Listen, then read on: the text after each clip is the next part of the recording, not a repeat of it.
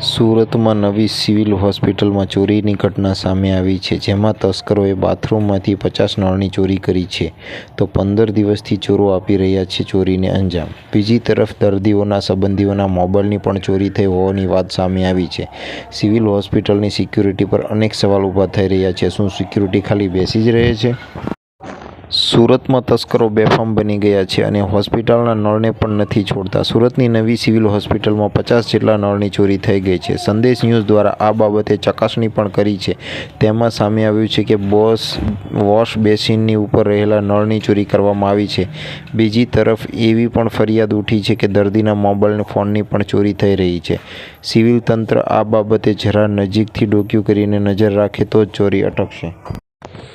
આ સમગ્ર ઘટનામાં સિક્યુરિટી શંકાના દાયરામાં હોય તેમ લાગી રહ્યું છે. હજી નળ પણ નવા હતા અને તેની ચોરી થવી એ કોઈ સામાન્ય વાત નથી. હોસ્પિટલના સત્તાધીશો જરા આ બાબતે નજર રાખો તો સિક્યુરિટી તેની ફરજ બરોબર ના બજાવતી હોય તો તેના બદલામાં અન્ય સિક્યુરિટીને રાખો તો ચોરીની ઘટના બંધ થઈ છે. સિક્યુરિટી તેની દુનિયામાં મસ્ત હોય તેમ લાગી રહ્યું છે. ત્યારે આગામી સમયમાં સિવિલ હોસ્પિટલમાં દર્દીઓના મોબાઈલ ફોન અને નળની ચોરી ના થાય તે જરૂરી બન્યું.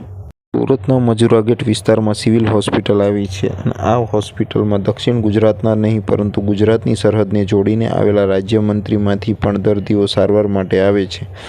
પરંતુ છેલ્લા ઘણા વર્ષોથી સિવિલ હોસ્પિટલના મુખ્ય ગેટ પર ખાણીપીણી અને ગુટખાનું વેચાણ કરનારાઓનો કબજો છે. માથાભારે દબાણ કરનારાઓનો ફૂટપાથ પર કબજો હોવાથી સારવાર અર્થે આવતા દર્દીઓ તેમના સગાઓને અવરજવર માટે રોડ પરથી પસાર થવું પડે છે, તેથી અકસ્માતનો ભય રહેલો છે. આ ઉપરાંત આ ગેટ બહાર રિક્ષાવાળાઓનો જમેલો પણ રહે છે, તેથી ટ્રાફિકની ભારે સમસ્યા થઈ રહી છે.